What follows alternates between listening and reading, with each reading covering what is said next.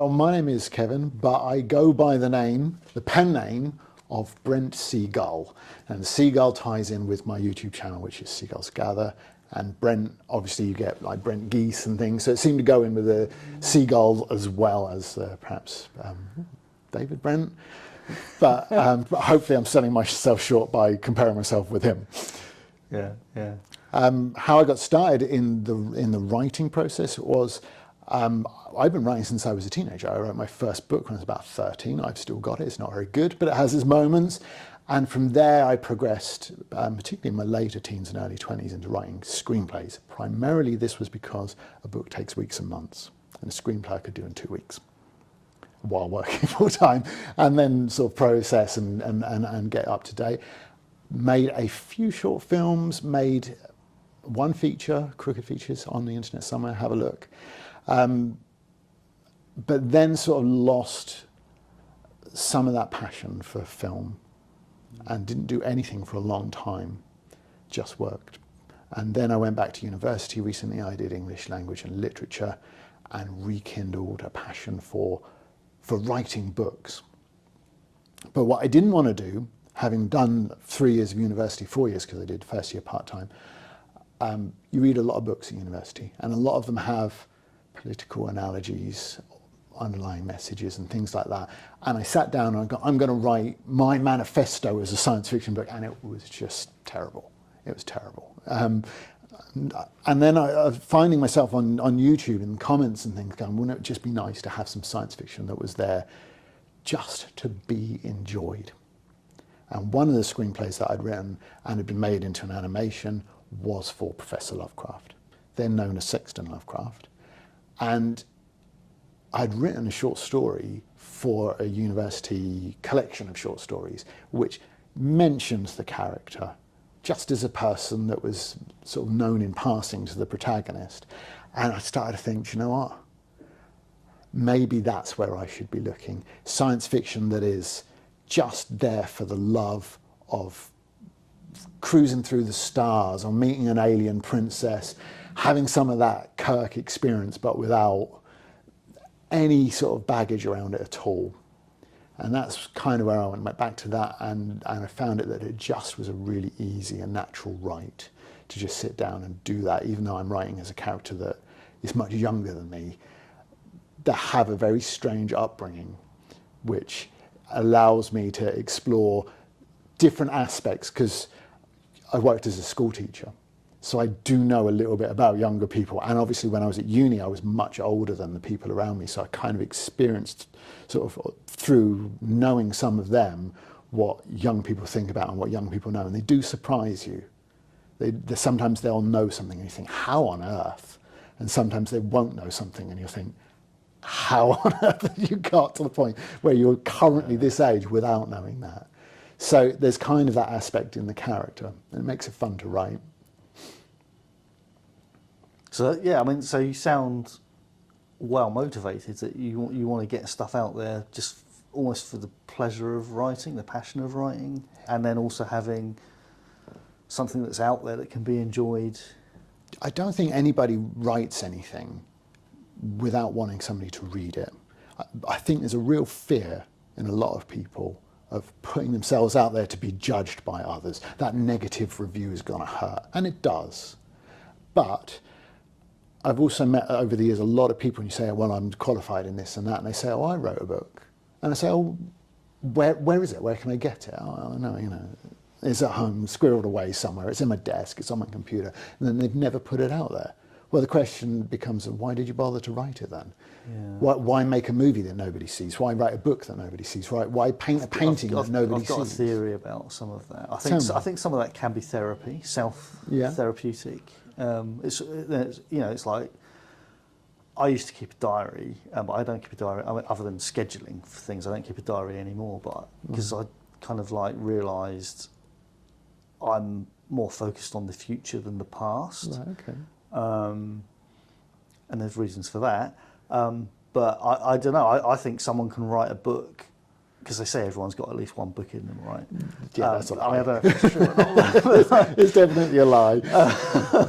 But some people, and they probably it's probably therapeutic to write in some, or cathartic in some way, or whatever it is. But then, the fear of people not liking it, they don't ever publicise it, The thing with that, though, is that if I put out a book and 1% of the population liked it and bought it, I would be the richest author on the planet, wouldn't I? Yeah. Apart from maybe J.K. Rowling, but that's as much marketing as books these days, and film times and stuff like that. But the idea that 1% of even the book buying public buys your book, you would be a bestseller, because the best bestsellers come in, they sell. Some like James Patterson would put out a book, Stephen King would put out a book. First week it sell 10,000 copies. Yeah. Second week, 2. Third week it's in the hundreds, but it's still in the top 10 booksellers for that week, because books sell so few copies. Yeah. So the idea that I'm going to put out a book and everyone's going to like it is ridiculous. But if 1% of the population does, I have the biggest selling book of the last 20, 30 years by miles. It's so to get over that fear, yes, people won't like it, but some people will. And I always say, if you like it, somebody else will as well. That's my get your book out there. There's so many tools now, like the industry will gatekeep you. That industry is not interested in taking risks. I know people have had their books published by the main publishers and made no money from it, none at all. And I know people that have their books published by themselves, self-published or through Amazon, and have made money at it. People do it through hard work, going through book fairs. Here I am, here's my book. People really give themselves a push the old-fashioned way and make money at it. But with Amazon and places like that open to you, self-publishing, electronic publishing, there really isn't a reason not to try. It really is the difficult part is getting over that hump of how do I get eyeballs on it? How do I get people to know that it's out there? That's the hard part. Putting it on Amazon takes minutes. I remember you mentioned Crooked Features earlier, which is obviously something we have some shared connections with. Pain. And I remember having, once we got that out there, thinking, we've put all this effort into it and now we're just so fucking worn out. We can't be bothered to promote it.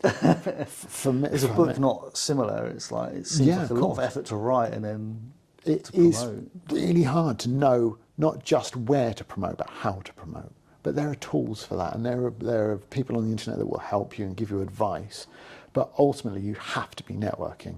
And with Crooked Features, the thing that kind of it wasn't that we had a bad product, it was that we didn't have an in to where it needed to be.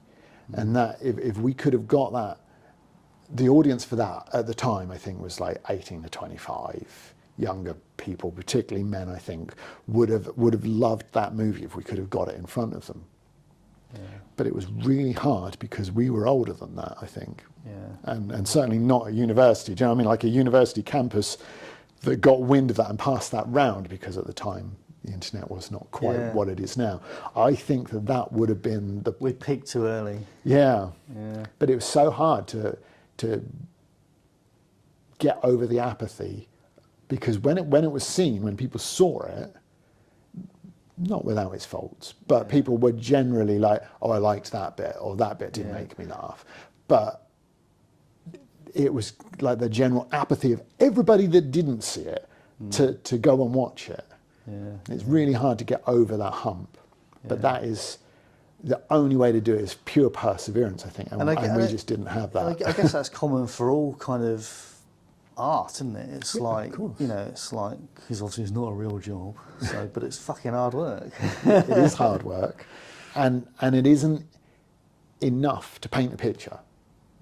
You then have to go, right, well, where's the next art festival? Where's the next art hall? Where's the next exhibition open to me that I can put my pictures in and try to get? And you might end up having to pay the money to do it. You have to have that lost leader part of it, which I don't think that we were quite prepared to do, having spent the money on that film, was to then go, how much is marketing? I had somebody contact me, and I don't know, at the time I was working at Highbury College, and in Highbury College in the media department, they had film posters, little quads, you know, like you'd see in the lobby, and they had just had hundreds of them down the wall. And I had somebody that made those posters sort of approached me and said, do you want to have your poster in the mix? Right. And I was like, yeah, sounds really interesting. That's exactly where we want the film to be positioned. And then they went, oh yeah, it's like £15,000. Thanks for calling. Yeah. The conversation's done at that point. I don't have £15,000. Yeah. So we've kind of done motivation and inspiration. So the next question. We haven't done inspiration. Have we? No, because I thought you were talking inspired. Okay. Well, but expand on like what you were saying earlier, then, or take it down a different path. Well, the inspiration for the character comes from science fiction that I enjoy watching. And we're talking about the character of Professor Lovecraft specifically. Yeah. But the general vibe of the book comes from enjoying things in the market for Douglas Adams, Craig Shaw Gardner, Terry Pratchett even. I'm not saying I'm in that ballpark, that would be, quite a claim to make. But there is a history, a tradition, if you like, of British comedy in that genre. If you take it out of the media of books, you've got Red Dwarf and things like that as well. So that inspires me to be part of that. In the things I say, it's an English science fiction comedy because it has that sensibilities, and that comes into the language as well. In that, if Sexton or Riley, the narrator, are going to take the lift up to flight of stairs, it's a lift. It's not an elevator because it's that trying to keep that English sensibilities in there and make it seem like this is a genuine, really living character. Yeah. So, yeah, there's all of that tradition that I like to draw on, but I don't want to be one of these guys. I think that in some of the films that I made, I feel like too referential, not original enough. Like to quote a Red Dwarf line. I don't know if you've seen the Star Hike. They do that quite a lot. Yeah. Quoting Red Dwarf lines like, well, are you a comedy or are you just referencing a comedy? Because it's not the same thing. No. And that sort of thing is something that I did quite a lot of. I think we got it right with Crooked Features, but in some of my other stuff, I think we didn't, or I didn't, sorry. And that is kind of like, I want to be part of that tradition, but I also want to be newer, more contemporary and modern. But that comes from something like the basis of the character comes from somebody like Doctor Who, that timelessness of the series has been running so long that there are people now who go, oh, who's your favourite Doctor? And they'll say like Pertwee. And it's like, you haven't seen that on BBC, you've seen that on Netflix perhaps, but you have that access to those old ones. And it's like, but the character being timeless of itself as well as the show, experiencing time in a different way, how would that manifest itself in a person? And that also is a little bit part of me and that jadedness with modern culture, that jadedness with what's really going on, what's new, what's interesting, what's fresh. And if you've been around like Sexton Lovecraft has since the dawn of time, what is there left to do? And I'm kind of like in my 40s and I'm like, what is there left to do? Only the things that I should have done when I was 20 years younger and didn't. Yeah. So I feel like Professor Lovecraft does have that opportunity. So perhaps there's that, like you were saying about, there's a bit of therapy in there, but he isn't the narrator of the story. He's kind of like this. He's the alien, isn't he? Yeah, he's the oddness in the story. The thing that needs to be explained through the lens of the normal person, which is Riley. Because you're obviously using all the proper language for, like you're saying, Riley's the narrator. Yeah. But that just means she's the viewpoint of the audience, right? Yeah. Not like she's not narrating. Or does she do no, it is written in the first person. Oh, well, okay. Right. So even though it's called Professor Lovecraft, and you'll find that there are times when he's kind of like not present in a scene, but it's very much of the Holmes Watson and Poirot. Can't remember the guy that's with Poirot quite a lot. that sort of double narrative of, if you read Sherlock Holmes, there are scenes where Watson... Hong Kong Phooey and the cat. Yeah, well, but Watson will be looking for Holmes, and you won't know what Holmes is doing, and then Holmes will turn up and tell Watson, this is where we are, this is what's going on. So there's that sort of aspect to it. It's much more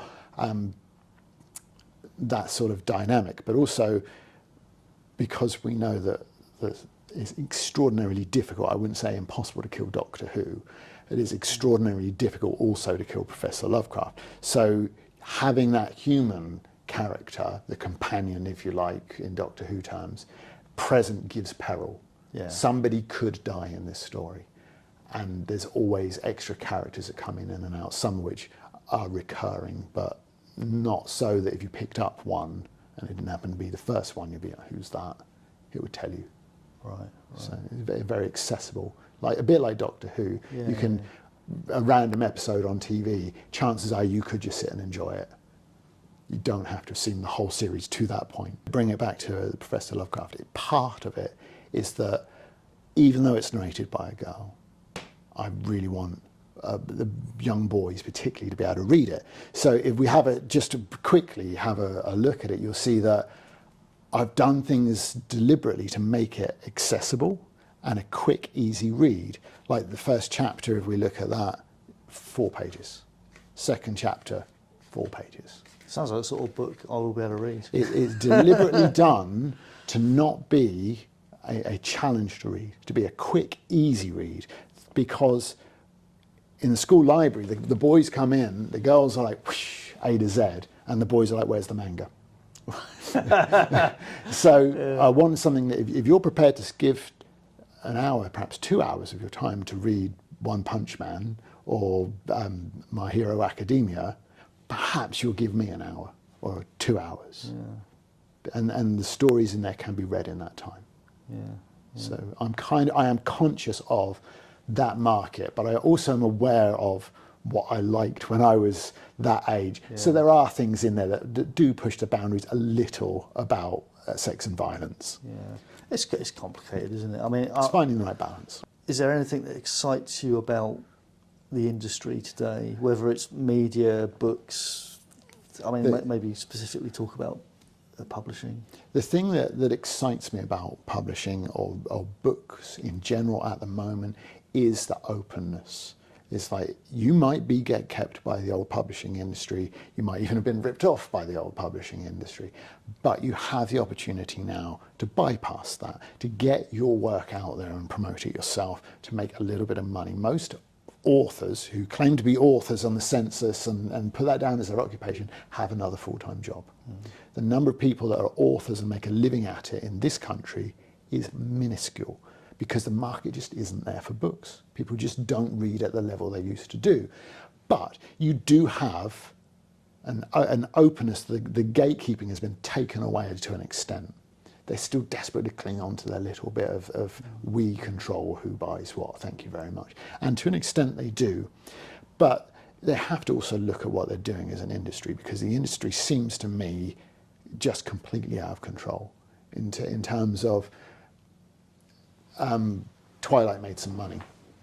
So what are we going to market to young teenagers and younger readers now is nothing but Twilight clones, nothing else. You can't have anything else. It's just going to be that, and more of that.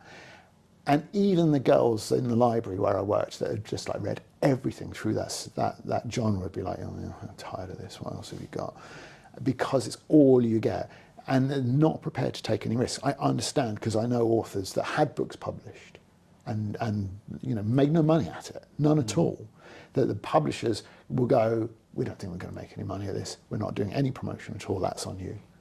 So why are you going through them? Why are they taking a cut of the royalties of your book?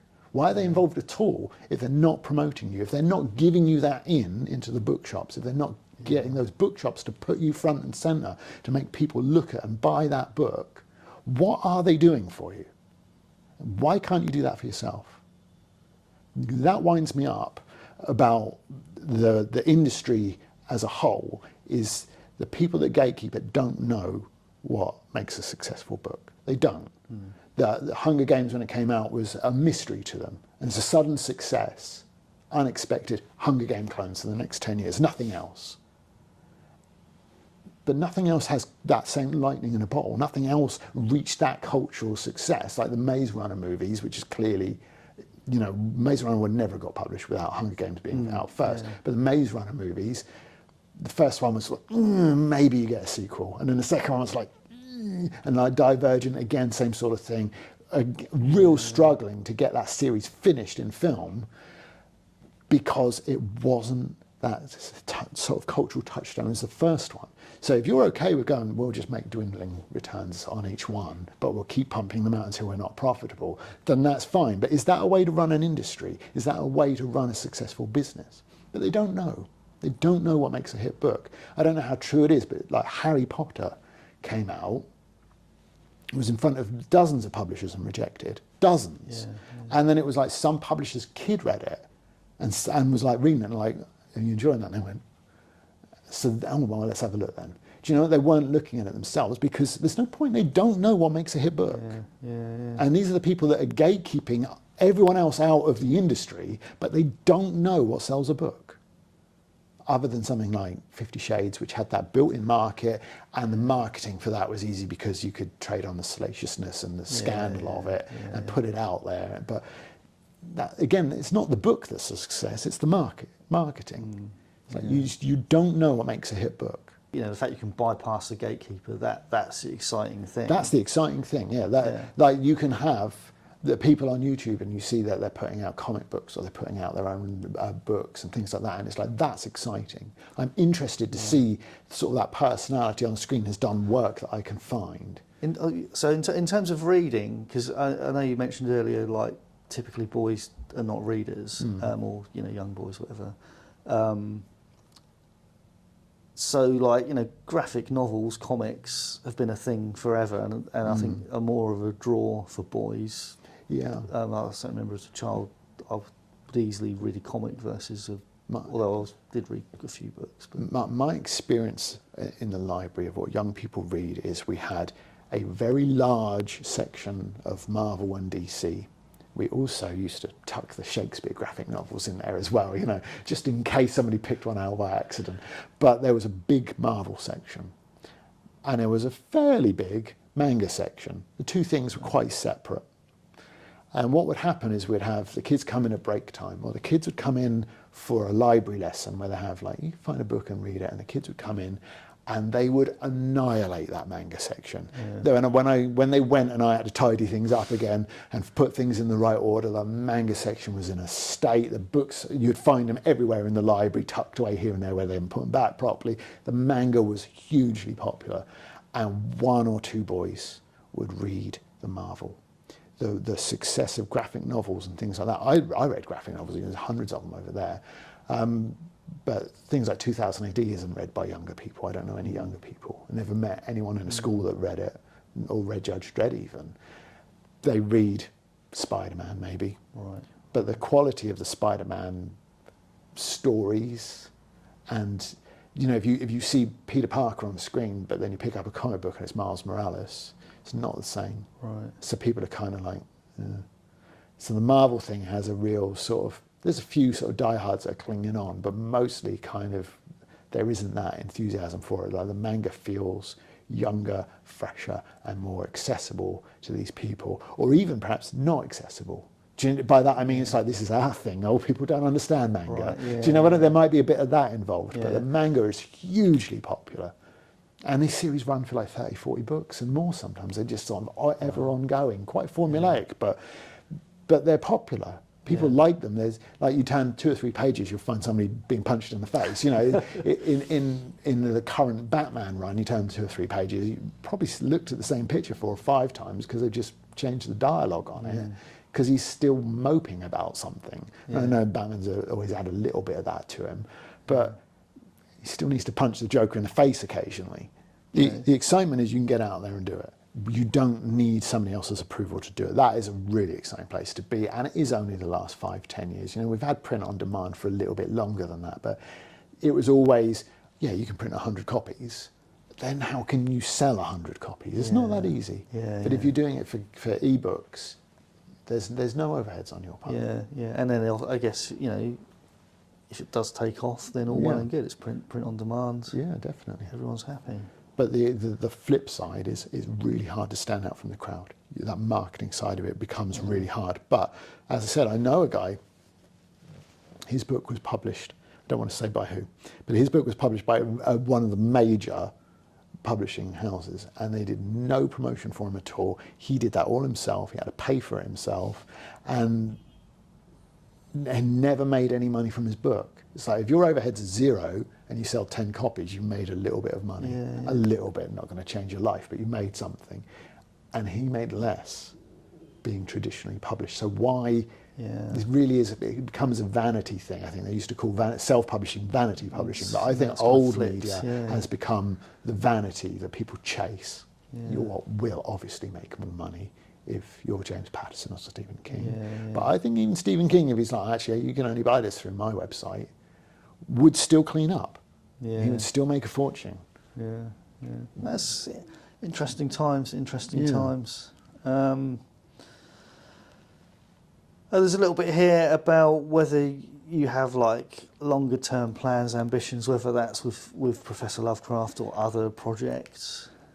I feel like with any series that runs for a while, there's a real danger of running out of steam. We talked about Doctor Who earlier, and I do think that probably in the 90s, maybe even in the late 80s into the 90s, it was clearly running out of steam. It was clearly not being supported in the way that it needed to be by the BBC in terms of finance and the budget. So like the aliens were pretty ropey, and it's like, okay, but I've seen Star Wars 10, 15 years ago, and it's better than this. So it was looking dated, it felt like it had run out of steam. And they needed to take that break and come back with Chris Eccleston, which was quite new and exciting when it did. So that was like, there's a danger in any long-running series of running out of ideas, running out of steam, running out of just like that new energy and vibe that you get when something's fresh. You can feel it. You know, I feel Star Wars, like the first movie, has a real fresh energy about it. And Empire's a slightly different film, a bit darker, a bit more character driven. But when you come to Return of the Jedi, which is like, tries to be just that pure energy like the first one, it isn't quite the same. I think even as a child, you watch it and go, there's more ships here, but there's less energy. You can feel it. So in terms of Professor Lovecraft, I want it to carry on. I enjoy doing it.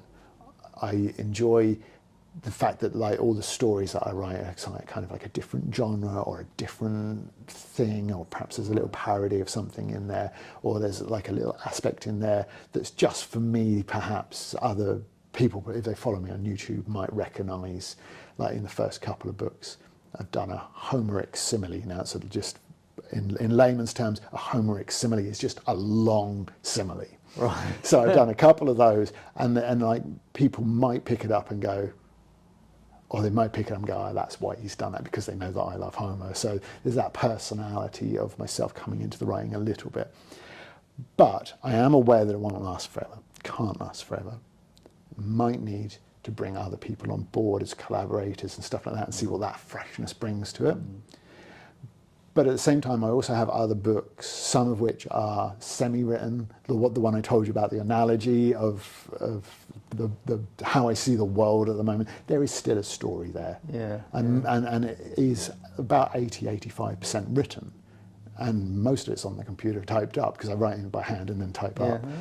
So it is there, and I do feel like there's still a bit of story there.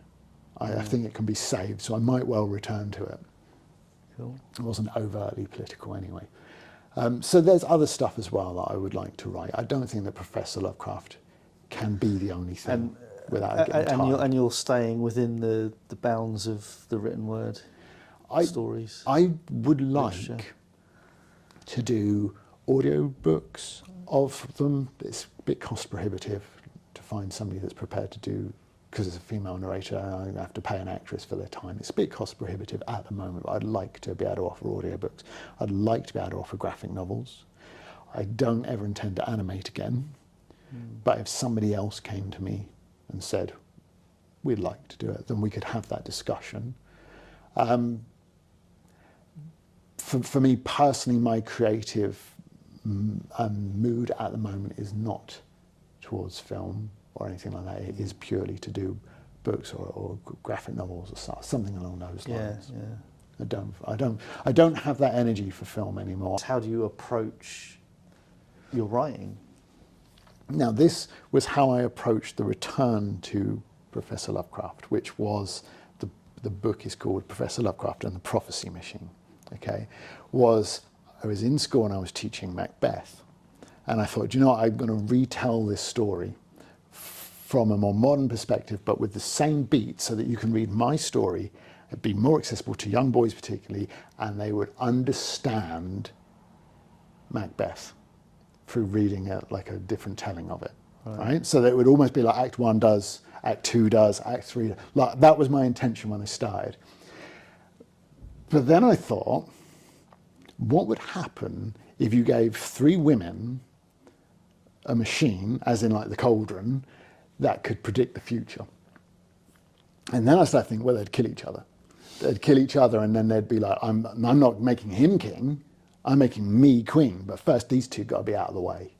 So they would kill each other. That was like, okay, so what would happen then? And I was like, you know, this really could work with Professor Lovecraft. So I was like, what would it be like if he was involved? How do I involve him in it? Well, the job is no longer being the king or the queen. It's got to be something to do with him. It's like, well, he's a professor, so he would need a teaching assistant. So the job becomes how Professor Lovecraft's teaching assistant. And then I was like, so if they're going to kill each other, or they're going to be trying to, then it almost becomes a whodunit. So that's the prophecy machine. Is the Professor Lovecraft's looking for a teaching assistant. The machine that they find predicts that they're all going to get the job, but then somebody else gets it, and then they end up dead. And then somebody else gets it, and they end up dead. And then it's like, oh, we're predicted to get this job, and I really don't want this job because the people that get it end up dead. So that's how the story sort of manifested itself. I'm not going to give any more than that away, but that's where it came from. It's a very step-by-step. Started with Macbeth, and it was going to be Macbeth. Then it started with like what would really happen with Macbeth. Then it started to be like this little bit of a whodunit. So that's really cool. I went through the transition phase. What about kind of like writing discipline? Did you like knuckle down, or was it bursts of energy? There are a couple of people that have written at length on their writing process. One that is very familiar to people who are on my YouTube channel is Robert Heinlein. He had 5 rules for writing. One of them is finish what you start.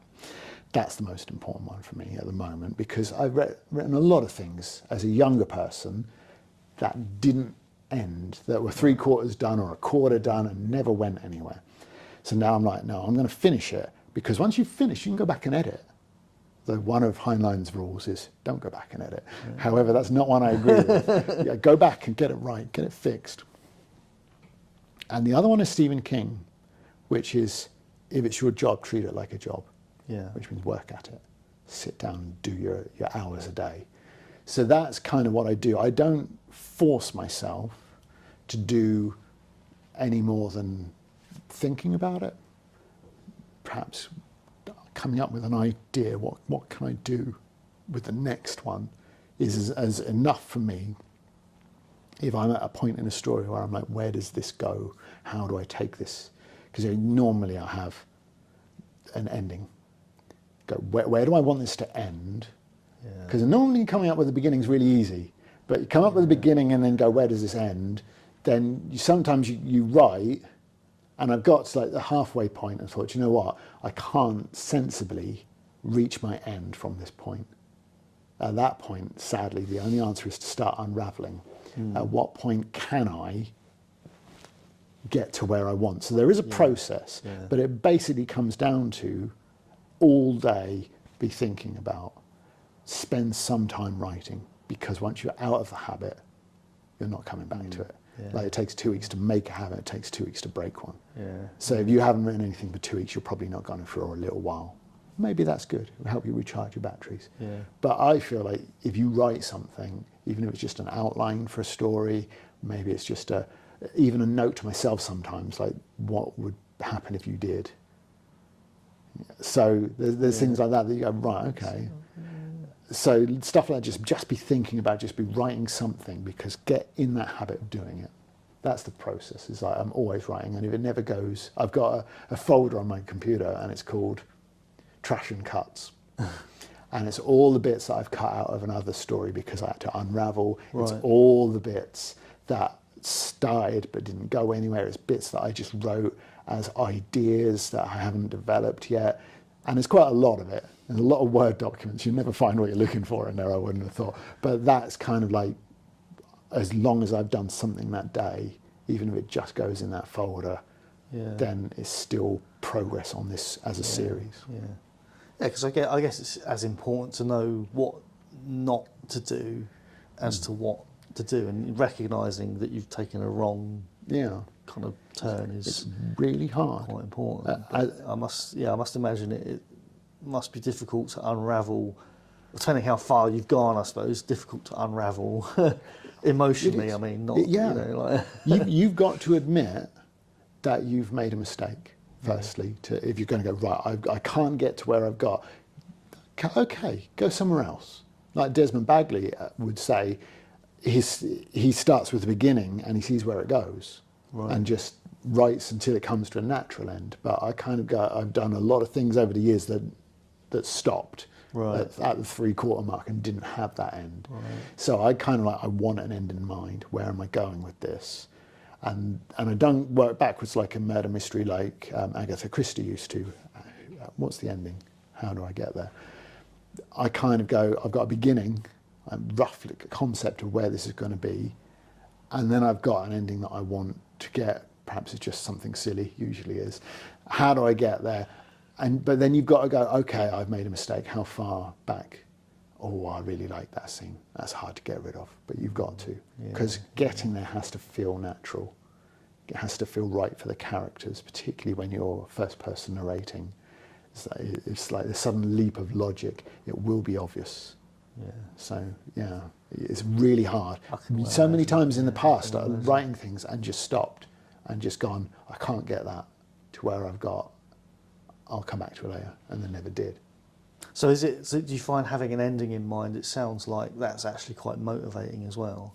Yeah, of course. Because, we talked about motivation earlier, and in terms of like a specific story, if you're kind of attached to an ending, you want to get to that ending, don't you? Yeah.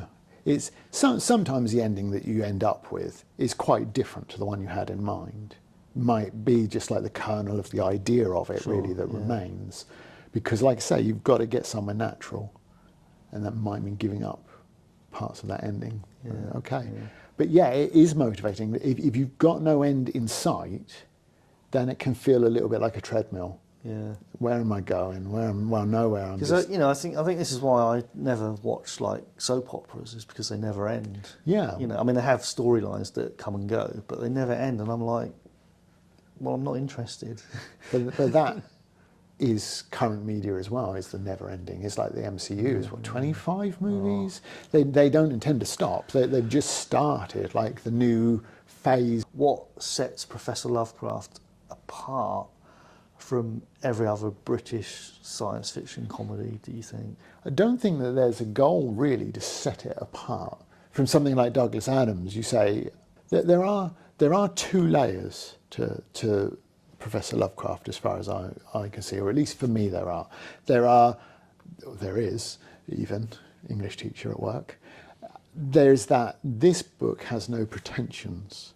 It is that Douglas Adams, Terry Pratchett, early on, like Terry Pratchett later is trying to make commentary and things like that. But I've said already, I don't intend to use Professor Lovecraft as a platform for my personal views or my politics. It is just there so that if you're not a big reader, it's there for you. You probably will enjoy it. The chapters are short, the stories are shorter, they're novella length. This is an acceptable thing. It's no more effort to read than One Punch Man. It's not any more effort to read than My Hero Academia and the manga and stuff like that. However, if you are of a slightly more literary nature and you recognise in The Prophecy Machine that there's that hint of Macbeth, or you recognise what a Homeric simile is when you see one, if you start to see some of that, you'll start to see other things as well, that there is more to it than that. There is that intention. A wise man,